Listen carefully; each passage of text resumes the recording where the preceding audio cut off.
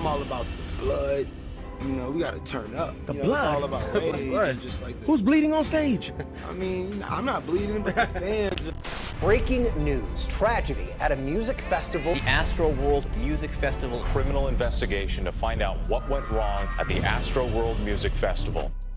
The Astroworld Festival, once envisioned as a utopian playground of music and creativity by rapper Travis Scott, turned into one of the most devastating concert tragedies in recent history. What was meant to be a night of joy, music, and cultural celebration in Houston, Texas, on November 5, 2021, instead became a scene of chaos and death. 10 people lost their lives, hundreds were injured, and millions around the world were left questioning how such a disaster could happen in a modern, heavily regulated industry. To truly understand what went wrong at Astroworld, one must dive into a complex mix of organizational failure, poor crowd control, ignored warning signs, and a culture that often prioritizes hype over safety. Astroworld Festival was not just another music event. It was the brainchild of Travis Scott, whose vision was to create a concert experience that echoed the energy and imagination of the defunct Six Flags Astroworld theme park he loved as a child. The festival had been held before in 2018 and 2019, attracting large crowds and gaining a reputation for high-octane performances and immersive visuals. After a pandemic-induced hiatus in 2020, the 2021 edition was anticipated to be a triumphant return,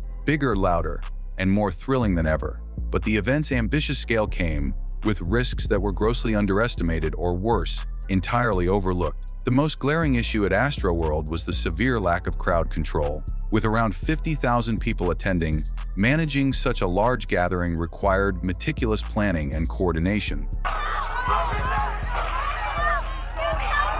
Experts in crowd dynamics know that once density exceeds a certain threshold, about 5 people per square meter, movement becomes nearly impossible. The pressure exerted on individuals in such conditions can lead to compressive asphyxia, the cause of death for many victims at the festival.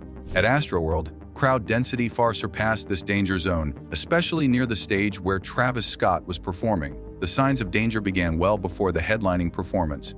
Earlier in the day, fans breached security checkpoints, tearing down fences and overwhelming guards. Videos circulated online showed chaotic scenes of people pushing past metal detectors, trampling each other in a rush to get closer to the main stage. These early red flags should have prompted immediate action from event organizers. Instead, the show went on as planned, with minimal adjustments to security or crowd management strategy. When Travis Scott took the stage around 9 p.m., the energy in the crowd escalated rapidly.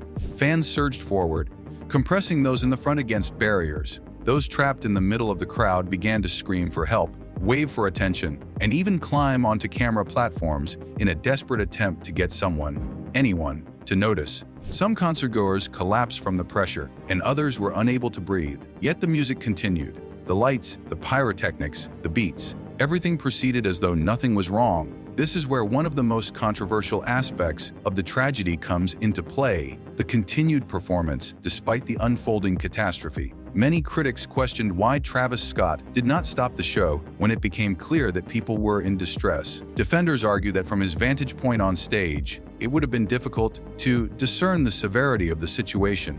Stop the show! Stop the show! Stop the show! Stop the show!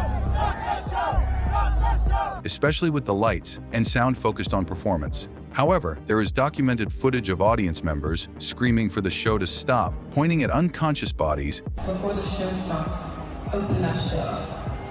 Greetings from Utopia. And begging security for help. The fact that these cries went unheard, or worse, ignored, points to a systemic breakdown in communication and emergency response. Event organizers bear a significant share of the responsibility. Live Nation, the concert promoter, along with Scoremore and other production entities involved, had a duty to ensure the safety of all attendees. That includes developing a robust emergency action plan, hiring sufficient medical personnel, and empowering staff to act decisively in the face of danger. According to numerous reports, medical staff on site were overwhelmed and underprepared. Some medics lacked proper equipment. Others were unfamiliar with basic protocols. Attendees ended up administering CPR to fellow concertgoers because no trained professionals were nearby or available. The Houston Police Department and Houston Fire Department were present at the venue, but coordination between public safety agencies and private security appeared to be severely lacking. In situations where seconds can determine life or death, delayed communication and unclear chains of command created a paralysis that worsened the crisis. Officers were not positioned strategically, emergency exits were inaccessible due to crowd density, and there seemed to be no reliable method for rapidly dispersing the crowd. As news of the deaths and injuries spread in the aftermath, public outrage surged. Social media became flooded with testimonials from attendees, many of whom described the event as a living nightmare. Words like trapped, hopeless, and suffocating painted a grim picture of a crowd that felt more like a stampede than a concert audience. The outpouring of grief was not limited to those who attended. Families of the victims, many of whom were teenagers and young adults, demanded accountability and justice. One particularly tragic case was that of 9-year-old Ezra Blount, who was trampled in the crowd and later died from his injuries. The fact that someone so young was allowed into such a high-risk environment raised even more questions about the festival's planning and policies. Who decides what is appropriate for such an event? Were there adequate protocols for age restrictions, crowd zoning, and emergency access? These are the kinds of questions that now haunt not only the organizers, but also the broader music festival industry. Legal consequences quickly followed. Multiple lawsuits were filed against Travis Scott, Live Nation, and other involved parties, accusing them of negligence, poor planning, and wrongful death. Although Scott pledged to cover funeral expenses for the victims and offered mental health support to survivors, many saw these gestures as insufficient compared to the magnitude of loss. The lawsuits sought not just compensation, but answers. Why did no one intervene? Why were warning signs ignored? Why were profits and spectacle prioritized over human life? Travis Scott's brand and public image suffered tremendously. Once celebrated for his electrifying performances and deep connection with fans, he was now viewed by many as careless, even callous. Brands distanced themselves. Appearances were canceled. A planned collaboration with Deere was postponed. Scott released a statement expressing devastation and a desire to cooperate with investigations, but the backlash was swift and unforgiving. The Astroworld Disaster exposed the thin line between fandom and responsibility, between performance and accountability. There is also a cultural dimension that cannot be ignored. Travis Scott concerts have long been known for their intense energy and raging culture. The artist has often encouraged wild behavior, urging fans to rage and even break rules.